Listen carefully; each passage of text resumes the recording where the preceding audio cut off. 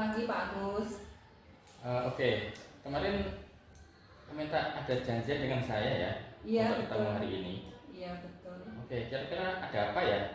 Saya ingin berkonsultasi atau minta pendapat dari Pak Agus mengenai apa yang bisa saya tingkatkan dalam pengelolaan kelas saya, kemudian partisipasi siswa lebih aktif lagi sehingga pembelajaran itu lebih berkualitas. Oh ya, berarti pada intinya Bu Novita ingin supaya pembelajaran di kelas anak-anak bisa lebih aktif Betul. sehingga pembelajaran bisa lebih baik dan berkualitas gitu nih. Betul. Apalagi saya sekarang mengajar ekonomi kelas 10, kemudian setelah pengalaman yang sebelumnya, anak-anak kalau diberi materi hitungan, apalagi anak IPS ya, itu agak susah untuk minatnya kurang dan kemudian sehingga pembelajaran itu kurang kondusif. Oh iya, oke seperti itu ya. Menurut Bu Novita, kira-kira apa saja yang mempengaruhi anak-anak itu kurang bisa aktif? Kira-kira apa saja yang mempengaruhi? Kalau dari hasil pengalaman saya, dari kemampuan peserta didik yang berbeda. Ada yang memang dia punya kemampuan menghitung, menghitung itu bagus. Ada yang tidak berminat. Jadi dari sejak awal tuh sudah tidak berminat. Sehingga ketika diberi materi pun dengan istilahnya penjelasan atau mungkin dengan metode tertentu ya. Sama ini memang saya lebih banyak klasikal ya menjelaskannya karena dibutuhkan konsentrasi, kemudian juga pengetahuan sebelumnya. Ada yang sudah belajar, ada yang belum. Jadi baru di kelas dia mendapat materi tersebut sehingga kurang optimal. Ya. Jadi pada intinya banyak yang kurang minat ya dengan materi ekonomi. Iya. Apalagi yang berhitung. Iya. Padahal di ekonomi itu pasti ada hitungan juga ya. Iya. Karena saya rasa juga banyak yang nggak suka dengan berhitung ya. Nah itu mungkin jadi faktor ya yang menyebabkan anak-anak itu kurang minat dengan ekonomi begitu. Kalau dengan melihat kondisi saat ini, kira-kira menurut Bu Novita seberapa tingkat minat anak-anak itu untuk mengikuti ekonomi? Ya antara kalau yang niat 50% lah mungkin sudah beberapa. Ada yang kelas lain mungkin 30%, tergantung kondisi kelas masing-masing. Jadi diferensiasi ya. Di kelas itu berbeda-beda.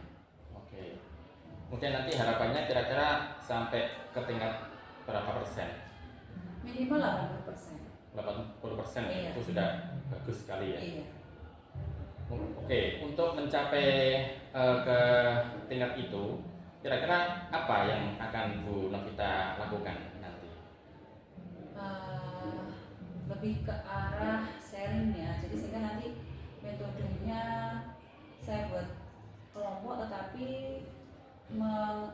berbeda-beda yang dikerjakan soalnya. Nanti saya kira-kira ada soal yang sebenarnya cara menghitungnya sama tetapi jenis soalnya berbeda. Nah nanti ketika di kelompok yang berbeda setelah mendapatkan jawabannya mereka akan sharing ke kelompok asalnya. Jadi semuanya nanti dalam kelompok akan memperoleh jawaban dari soal yang berbeda itu. Sehingga secara tidak langsung siswa akan aktif mencari jawaban, kemudian sharing juga kepada teman-temannya, sehingga harapannya semua siswa itu bisa memahami materi tersebut. Berarti nanti bisa dipilih gitu ya anak-anak yang sudah bisa, kemudian nanti yang melakukan sharing ke teman-temannya yang belum gitu ya. Lebih ke arah seperti jigsaw ya. Jadi bukan yang hanya mampu, tetapi perbedaan dalam mengerjakan soal itu berdasarkan acak. Oh gitu. Iya, kayak berhitung, metode berhitung. Jadi yang nomornya sama di kelompok yang sama untuk mendiskusikan sesuai nomornya. Setelah itu mereka kembali lagi ke tempat duduk semula yang ada komponen soal-soal semua itu, sehingga nanti semua anak bisa menjawab soal itu semua. gitu. Oke.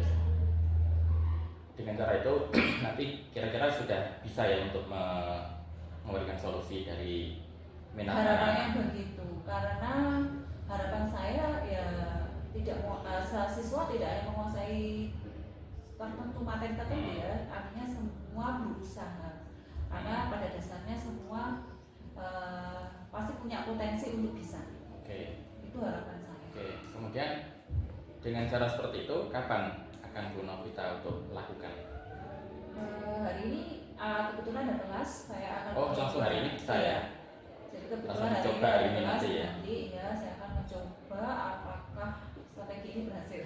Oh gitu. Oke, nanti akan kita lihat apakah nanti dengan cara seperti ini hasilnya seperti apa.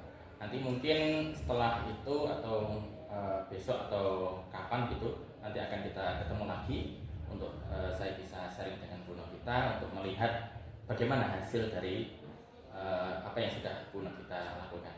Baik, terima kasih.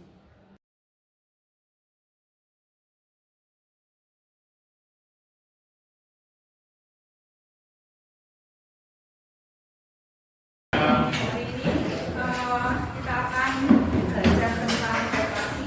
Tapi sebelumnya, mari kita mulai dengan berdoa terlebih dahulu. Berdoa dipersilakan. Selesai?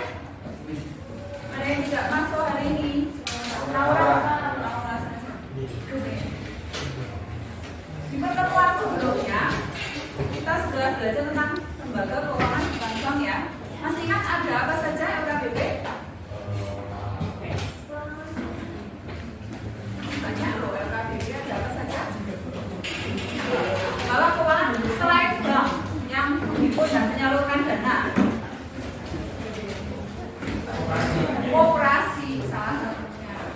Sebelahnya Kevin. Selain koperasi ada lagi Kevin. Lembaga keuangan bukan bank, selain koperasi. Fisik. Nah, lain ada resiko. Yang Kevin tahu? Yang ada utang ya, atau modal venture ya? Modal venture yang lain? Dana pensiun. Oke, yang sebelah sini. Yang sebelah sini. Leasing, asuransi, dan lain sudah ya. Itu kan sudah kita pelajari di sebelumnya ya. Nah, kita akan spesifik mengenai koperasi. Karena koperasi merupakan nomor guru perekonomian di Indonesia. Nah, kita perlu tahu koperasi itu apa. Kemudian ada juga nanti koperasi sekolah. Dan juga ada nanti perhitungan SHU. Jadi tujuan pembelajaran kita hari ini adalah menjelaskan tentang konsep koperasi, kemudian juga mengetahui jenis-jenis koperasi itu apa, membandingkan badan usaha koperasi dengan badan usaha yang lain, kemudian juga apa itu koperasi sekolah, bagaimana tahapan pembentukannya, dan bagaimana menghitung SHU.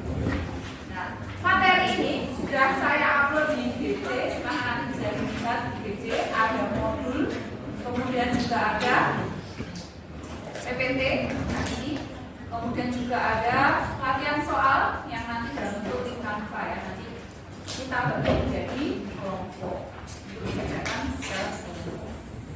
Oke, di sekitar kalian koperasi itu pernah kalian temuin enggak? Pernah ya.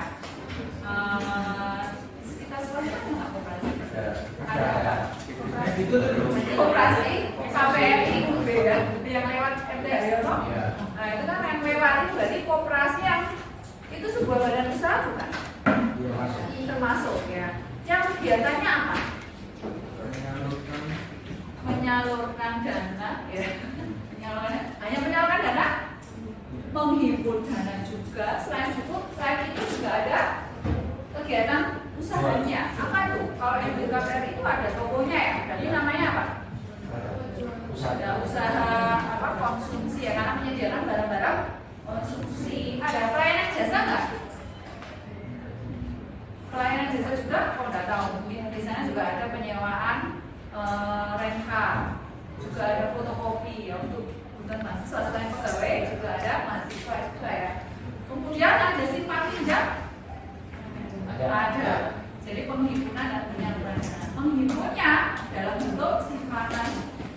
anggota, yaitu simpan pokok wajib dan sukarela, menyalurkannya dalam bentuk jadi operasi. Di sini berasal dari kata co dan operation. Ya, co itu artinya bersama, operation artinya usaha bersama. Nah, menurut Undang-Undang Nomor 25 tahun 92 ini tentang undang koperasi ya, bahwa koperasi adalah badan usaha yang anggotanya orang per orang atau badan hukum yang kegiatannya berdasarkan prinsip koperasi sekaligus sebagai gerakan ekonomi rakyat yang berdasarkan asas keluarga. Jadi koperasi ini menggambarkan tentang ekonomi di Indonesia juga ya, dalam artian Indonesia memiliki landasan ideal yaitu Pancasila dan Undang-Undang Dasar 1945, sehingga operasionalnya berdasarkan landasan ideal atau dapat dikatakan perwujudan dari demokrasi. Koperasi dengan badan usaha yang lain, yaitu ada perseorangan, persekutuan, PT dan BUMN milik negara serta koperasi. Kalau kita lihat di sini, maka orientasi ya, semua kegiatan usahanya berorientasi kalau koperasi kepada anggota, ya, anggota koperasi. Karena memang tujuan di dalam koperasi adalah mensejahterakan anggota pada khususnya dan masyarakat pada umumnya. Jadi lebih fokus pada anggota. Kemudian juga modal. Nah, ini pembagian balas jasa modal. Kalau di badan usaha lain belum tentu ada, kalau di koperasi dalam bentuk SHU ya, nanti sisa hasil usaha namanya. Nah, itu dibagikan berdasarkan modal yang diperoleh dengan persentase yang sudah ditentukan dalam ADART. Kemudian penanggung jawabnya ya berdasarkan, kalau di lembaga badan usaha lain ya berdasarkan modal yang disetorkan. Kalau di koperasi ya sesuai dengan simpanan pokok dan simpanan wajib yang disetor. Ya hampir mirip tetapi berbeda di orientasinya. Kalau koperasi lebih fokus pada anggota. Ada yang ditanyakan di sini? Nah, kalau koperasi sekolah, nah ini yang selanjutnya tentang koperasi sekolah ya. Koperasi sekolah merupakan perwujudan dari penerapan dari ilmu keperkoperasian ya, yang diwujudkan di sekolah. Anggotanya siapa? Siswa. Betul sekali. Yang mengelola siapa? Siswa. Untuk siapa? Siswa.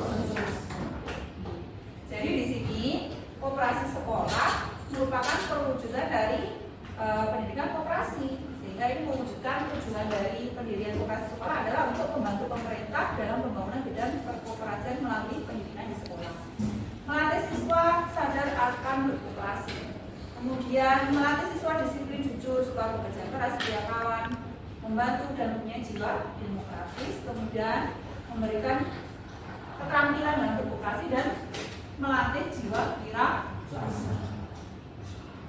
Nah, bagaimana ada yang tahu pembentukan koperasi sekolah? Mungkin dulu di SMP ada koperasi sekolah? Ada. Ya, gimana?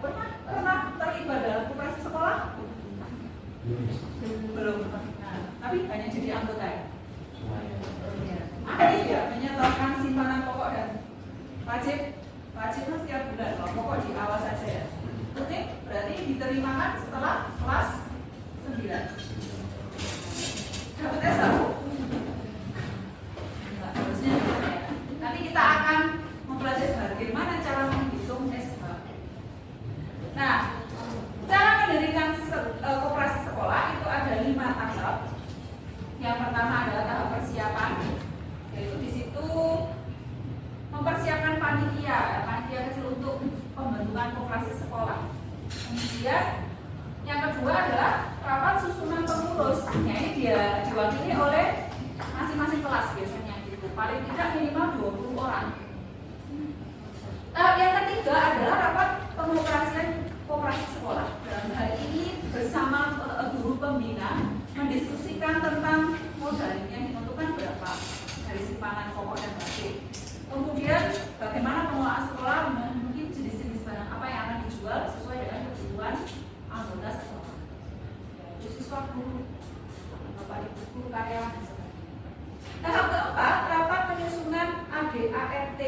SHU itu dibagikan berdasarkan kontribusi anggota ya.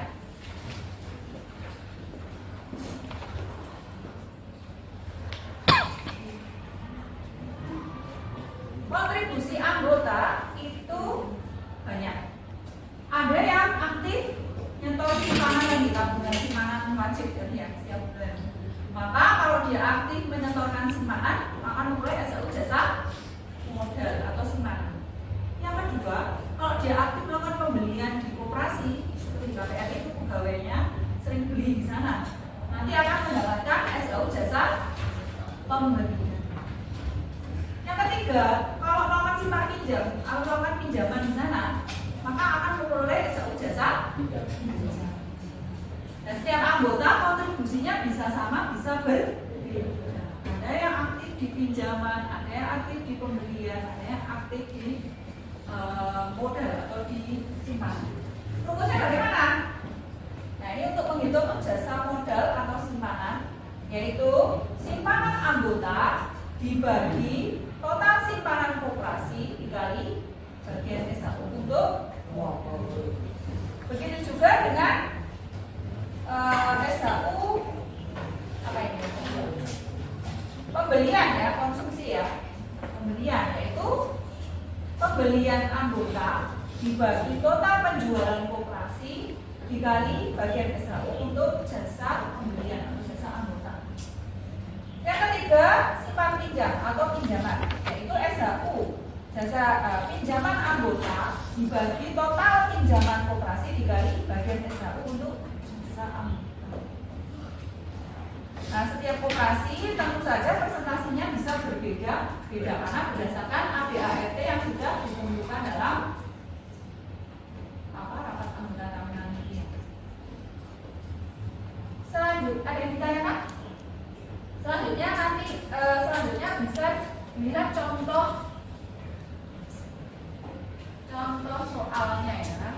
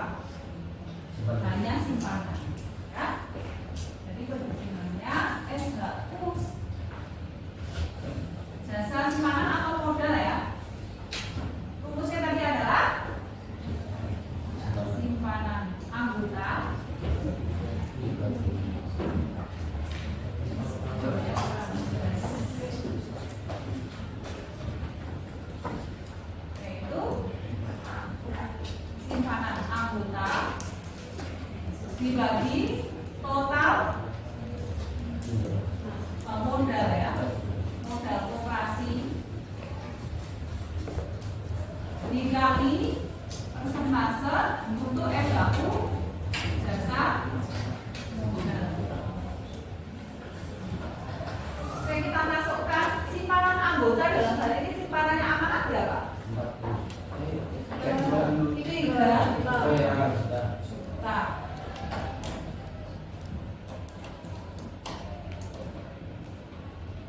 Dibagi total modal koperasi berapa? 25 juta.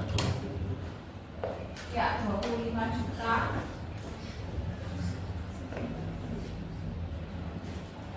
Dikali persentase untuk jasa modal berapa? 25%. Dikali SHU-nya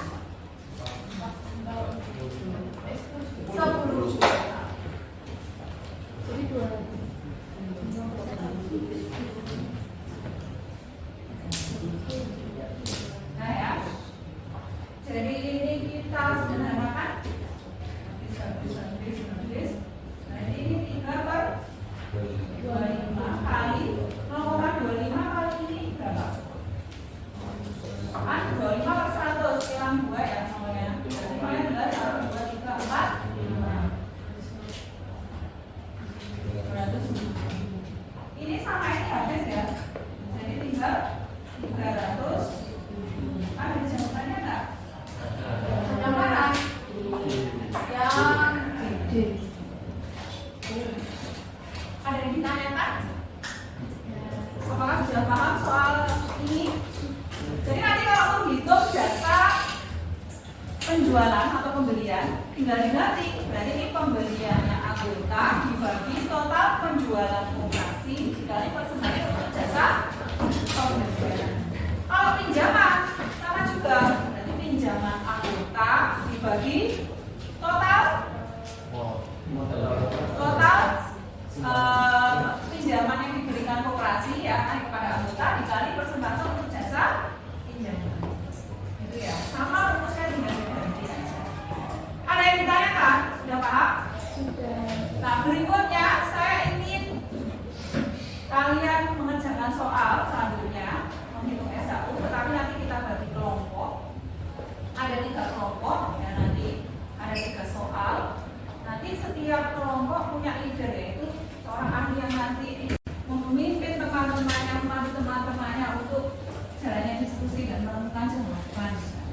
Jadi bisa kan tempat duduknya kita atur untuk menjadi 3 kelompok memanjang begini aja. Jadi berhadapan-hadapan di sini. Oke, yang saya tunjuk dalam hal ini adalah Abdul. Pak dulu. Minta tolong dibagi kursinya diatur temannya untuk berhadapan di sini ya. Oke, silakan dibagi. Yang di sebelah sini juga ya. Kamu aja Mas. Nah, silakan kursi A mejanya ada dalam sini ya. Nah, sehingga kursinya juga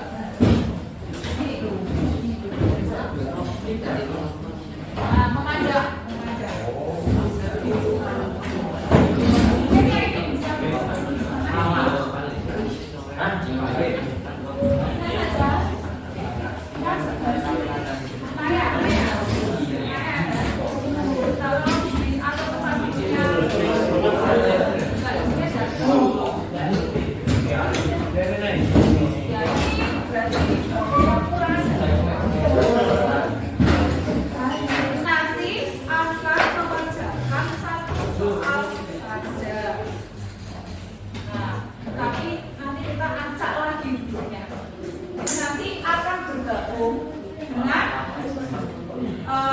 Nomor soal, misalkan berhitung dalam satu kelompok ya, soal kalian bukan tadi nomor 1 sudah dikerjakan ya, berarti dalam soal nomor 2, 3, dan 4.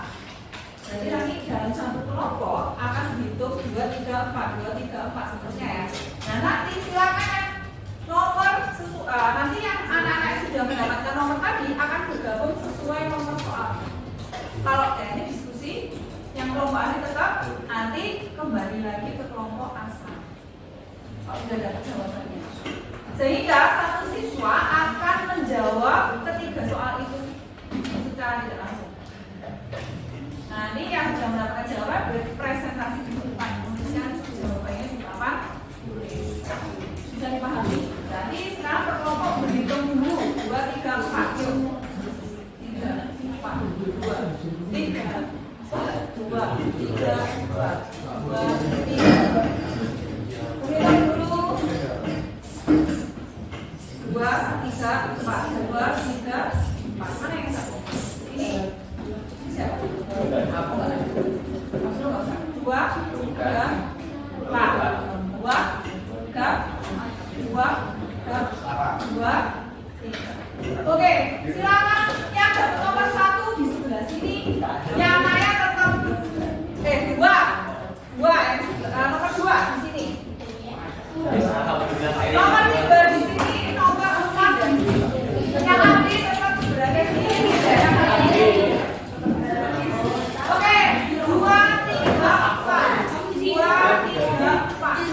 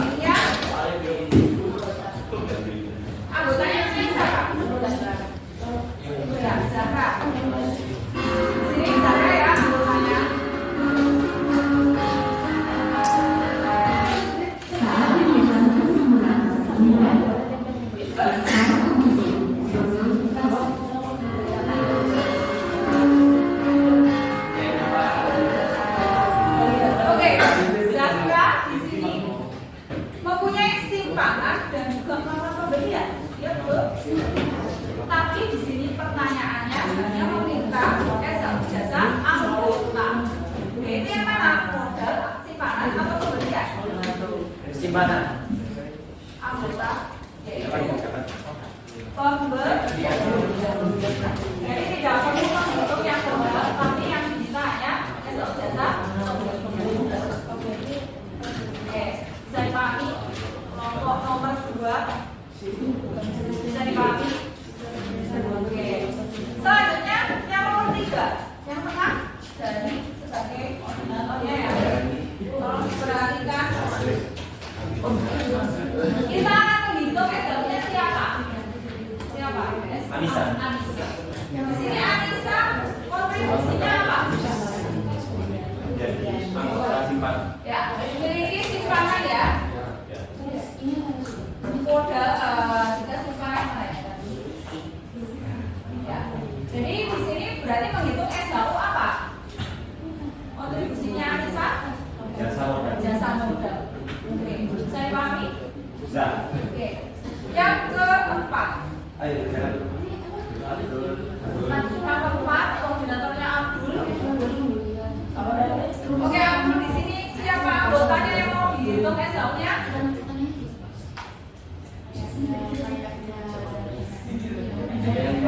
Erik ya.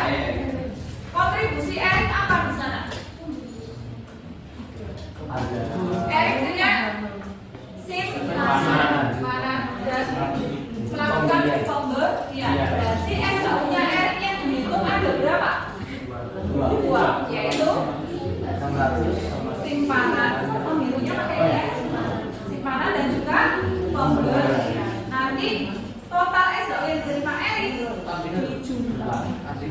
bisa dipahami?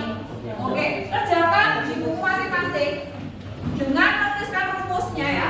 Jadi tidak boleh langsung rumusnya ditulis dulu, kemudian langkah-langkahnya dikerjakan, kemudian jawaban ada di pilihan opsi A, B, C, D, E. Bisa dipahami? Yang sudah selesai nanti yaitu pemenangnya. Selesai. Silakan ke depan untuk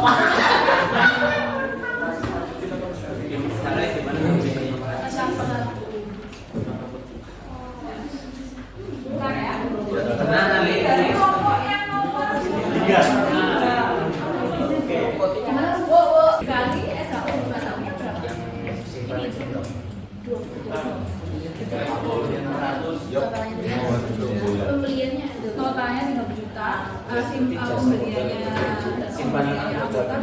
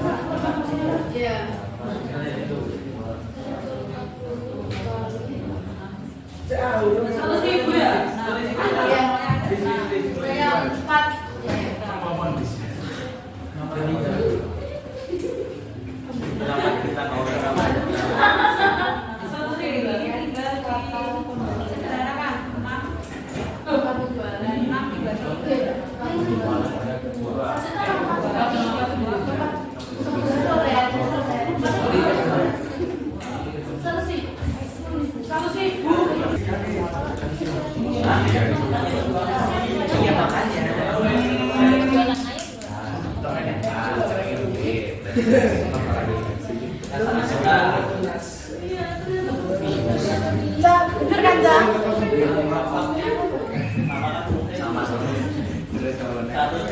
Punya pas 60 Sudah satu. Sudah ya? Udah dipakai. Ini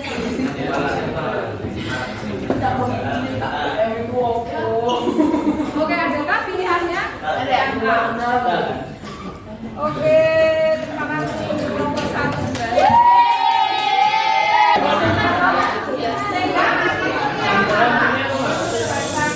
Nanti setiap anak akan memperoleh jawaban dari ketiga soal, dari nomor 2, 3, dan 4. Setelah semuanya lengkap, baru kalian bisa upload di DC. Sampai tugasnya di DC. Ada yang jangan lengkap dulu, lengkap ya. Ini kan dia informasi kan.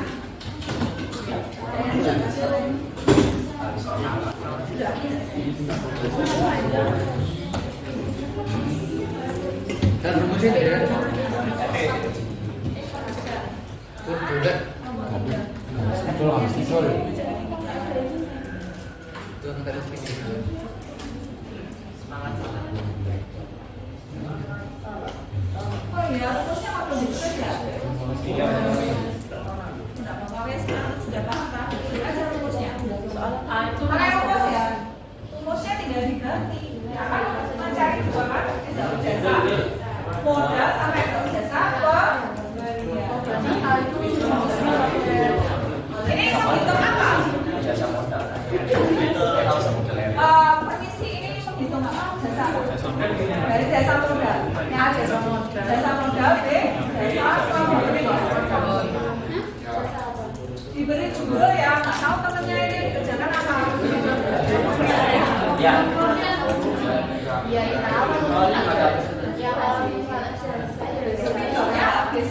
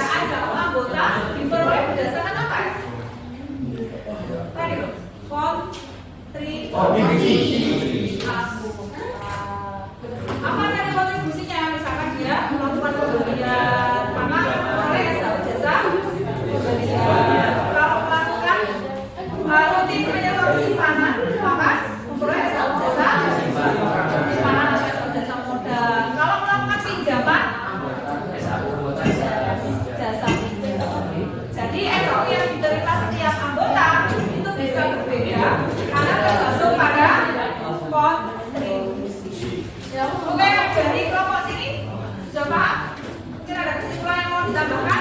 Iya, iya. Saya mungkin mau menambahkan, oke cukup ya. Saya harapkan kalian lebih paham lagi ya. Tidak hanya kan, tapi paham bagaimana cara menghitung, belajar lagi yang ada di modul dan PPT yang sudah saya share di DC. Untuk pertemuan selanjutnya kita akan belajar tentang pasar uang dan pasar modal. Ya, ini pertemuan selanjutnya. Terima kasih atas partisipasinya hari ini. Saya ini wassalamualaikum warahmatullahi wabarakatuh. Salam keluarga semuanya.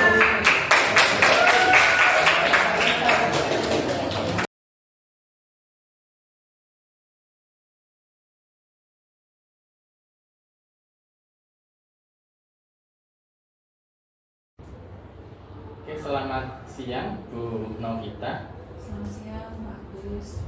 Bagaimana kabarnya hari ini? Alhamdulillah baik. Baik ya, alhamdulillah. Jadi beberapa waktu yang lalu kan saya sudah melakukan pra observasi dan juga melakukan observasi di kelas. Itu harapannya nanti bagaimana apa yang dilakukan oleh Bu Novita di kelas pada saat pra observasi itu apakah sudah terlaksana dengan baik pada saat observasi. Pada saat melakukan observasi di kelas, bagaimana perasaan Bu Novita? Agak deg-degan. Oh gitu. Karena biasanya kan saya di kelas sendiri Ya. observasi, tapi sebelumnya kan sudah di coaching dengan Pak Gus. Apa yang harus saya lakukan di kelas, bagaimana cara saya meningkatkan pembelajaran di kelas. Setelah berjalannya waktu, alhamdulillah berjalan dengan lancar. Kemudian hasil yang diperoleh juga memuaskan menurut saya. Oke, bisa memastikan alhamdulillah ya. Alhamdulillah. Kalau boleh tahu, mungkin bisa disampaikan kembali tujuan pembelajaran pada saat saya observasi itu apa nih? Kebetulan materinya tentang koperasi dan perhitungan SHU. Nah, pada saat itu tujuan pembelajarannya adalah menjelaskan tentang koperasi, jenis-jenis koperasi, kemudian prinsip koperasi ya, misalnya dan juga perbedaan badan usaha dengan usaha lain dengan koperasi itu seperti apa. Kemudian ada juga perhitungan SHU. Oke, sampai ke perhitungan SHU. Iya. Kemudian apakah pada saat pembelajaran di kelas itu semuanya sudah terlaksana? Saya rasa saya sudah melaksanakan sesuai dengan yang direncanakan. Oh gitu ya. Oke, kemarin pada saat di pembelajaran di kelas, strategi apa yang Ibu lakukan? Pertama, diskusi kelompok. Diskusi kelompok dengan metode Jigsaw. Ya, jadi ada pembentukan kelompok dengan kelompok ahli, kemudian nanti mencari sumber belajar dan menyelesaikan identifikasi masalah dan menyelesaikan masalah, kemudian disambung lagi ke kelompok asal, itu sebenarnya presentasi juga di Pak Penulis menulis hasil perhitungannya. Oh gitu. Dengan cara seperti itu siswa bisa aktif ya? Ya, semuanya terlibat. Semuanya terlibat Iya. aktif ya untuk pembelajaran di kelas. Betul. Kira-kira apakah masih ada yang perlu ditingkatkan dari hasil pembelajaran yang sudah Ibu lakukan? Sepertinya dimotivasi belajar. Tidak semua anak termotivasi untuk mencari sumber belajar, karena ada beberapa masih bingung dengan pengaplikasian rumus pada soal. Walaupun pengaplikasian rumus pada soal. Walaupun sudah dijelaskan di awal, saya beri contoh melalui PPT, contoh soal. Kemudian ada kelompok ahli yang memberikan arahan. Mungkin ada beberapa kelompok ahli yang juga belum maksimal ya memberikan tutorial pada temannya, sehingga ada beberapa yang belum maksimal. Seperti itu. Oke, Jadi masih ada beberapa yang belum bisa optimal gitu ya. Kira-kira untuk kedepannya, apakah ada yang mau dilakukan oleh Bu Novita untuk bisa membuat anak menjadi lebih termotivasi untuk bisa mendapatkan sumber belajar itu? Pertama-tama saya harus mendiagnosis lagi secara teliti kelompok ahli ini. Ternyata masih ada beberapa yang perlu ditingkatkan ya untuk kelompok ahli ini. Kemudian mungkin karena kemarin waktunya terbatas, jadi saya belum sempat memberikan ice breaking. Oh gitu. Jadi di awal anak-anak hanya saya sapa saja. Kemudian saya langsung pada membangun minat bacanya ya dengan mengaitkan materi yang sebelumnya dengan materi yang hari ini. Jadi ada beberapa yang mungkin belum dilakukan ya, termasuk speaking, dan itu salah satu hal yang bisa membuat motivasi bisa lebih baik lagi gitu ya. Oke, kalau menurut Bu Novita dari skala 1 sampai 10, kira-kira ada peningkatan nggak dari kemarin sebelum observasi? Ada. Sampai di titik berapa sekarang ini? 8. 8 ya? Karena saya melihat semua bergerak ya, mencari jawaban gitu kan, Iya. bertanya, siswa yang melakukan juga berusaha. Ada yang maksimal 80% anak-anak sudah berusaha mengikuti pembelajaran dengan baik. Sisanya ya karena mungkin motivasi belajarnya yang masih kurang. Oke, berarti masih terlebih ke motivasi yang perlu ditingkatkan. Oke, kemudian untuk supaya ada komitmen ya dan tanggung jawab ke depannya seperti apa, kira-kira kapan itu nanti Ibu bisa lakukan supaya nanti anak-anak bisa motivasi lagi yang lebih baik gitu. Minggu depan sudah libur awal puasa. Jadi pas di kelas yang sama ya Pak Agus. Kita tanggal 20 Maret kalau nggak salah. 20 Maret itu pada saat puasa ya? Iya. Oh iya, nggak apa-apa. Yang penting ada progresnya begitu ya, supaya nanti ada perbaikan ke depan seperti itu. Oke, kalau seperti itu mungkin nanti saya bisa lihat lagi perkembangannya seperti apa. Kemudian nanti setelah melakukan observasi kembali, apakah sudah terlihat ada peningkatan lagi, sehingga mungkin harapannya nggak hanya sampai 8 ya, tapi bisa mencapai 9 atau 10 begitu. Baik. Ya, mungkin saya kira seperti itu. Ya. Bu Novita, cukup ya. Mungkin insya Allah bisa lebih baik untuk kedepannya. Oke, terima kasih atas waktunya. Selamat siang. Assalamualaikum warahmatullahi wabarakatuh. Waalaikumsalam.